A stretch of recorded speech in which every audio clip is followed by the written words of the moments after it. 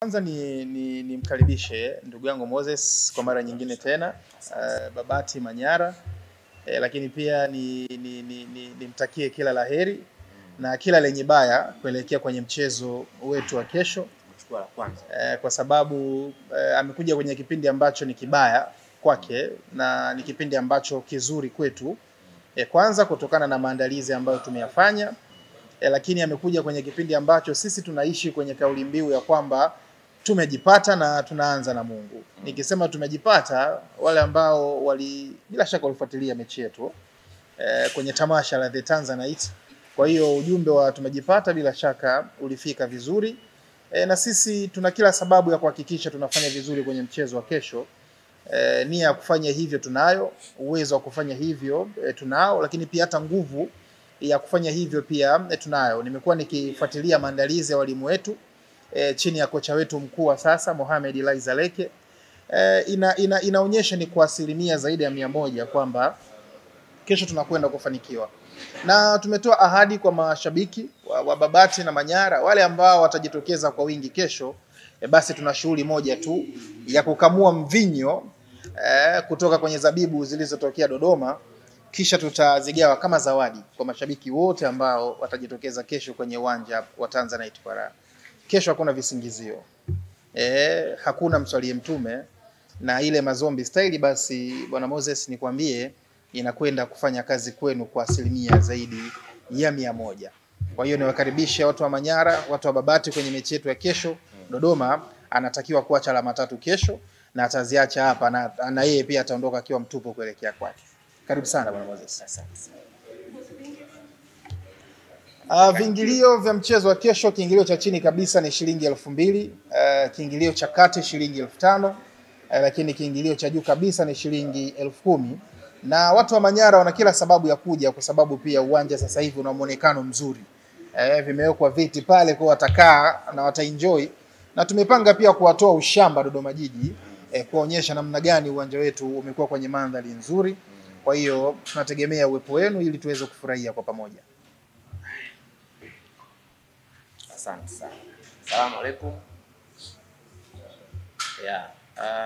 Nikianza na hili la mwisho, nadhani mzoefu ni mzoefu. Mimi siwezi nikakaa hapa nikazungumzia viti sababu hauna. Tumezaliwa tumevikuta pale Jamhuri. Kwenu hamna. Wameshakuja Jamhuri wamevikuta viti kama hivi. Vile 10.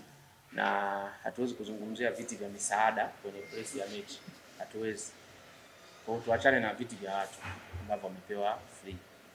Hilo moja, lakini jambo lingine, alianza na kauli nzuri kabisa ya kumtakia kila laheri, alijisahau.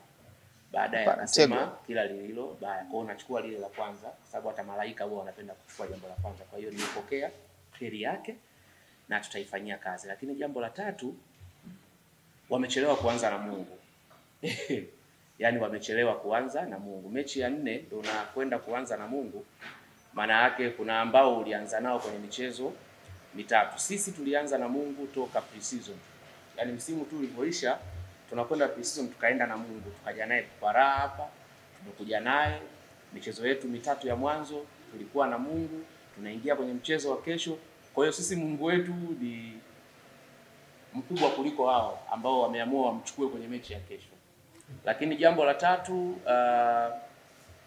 ni wahakikishie Fountain Gate kama ambavyo hawajawahi kupata alama 3 kutoka kwa Dodoma Jiji, bado hilo litaendelea kuwa jinamizi kwao, itaendelea kuwa ndoto ambayo wataendelea kuiota miaka yao yote ya soka. Yaani hata tukisema kesho tusichezeshe wachezaji wote, mimi nikawa golini, Igea pale akawa namba 2, kocha Josia akawa namba 3, Mashami akawa namba 4, Bakila akawa namba 5, Fountain Gate atakachoambulia labda alama 1. Lakini kupata alama 3 hiyo ilishafungwa zamani sana na hakuna wa kufungua. Kwa hiyo kwanza nimpe pole kwa wao kuamua kuanza na Mungu kesho, lakini ambacho tunakishukuru sana na tunawashukuru sana TFF na bodi ya ligi pamoja na CAF ni kuwaruhusu nyinyi muweze kutumia wachezaji ambao mlikuwa mnalialia kwa kutowatumia, kwa sababu hakutakuwa na kisingizio. Mimi huwa sipendi mnakwenda mnamkanda mtu alafu anapata kisingizio kwamba sijui wachezaji wetu sijui nini. Kwa hiyo tunamshukuru sana Mwenyezi Mungu, tunawashukuru sana bodi ya ligi, tunawashukuru sana TFF, tunawashukuru sana CAF kwa kuwaruhusu ndugu zetu waweze kukamilisha wachezaji wao. Kwa watakuwa full, hawana kisingizio, sisi tutakuwa full. Sisi hatujawahi kuwa na visingizio of course, kwa sababu tumeshafanya vizuri kwenye michezo iliyopita, japo sio sasa tupeza mchezo mmoja kwenye michezo mitatu. Kwa hiyo tunakwenda kuendeleza kile ambacho tulikwisha kianza nacho. Tuna alama 3 kwa Raha Stadium, tuna alama 6 kwa Fountain Gate.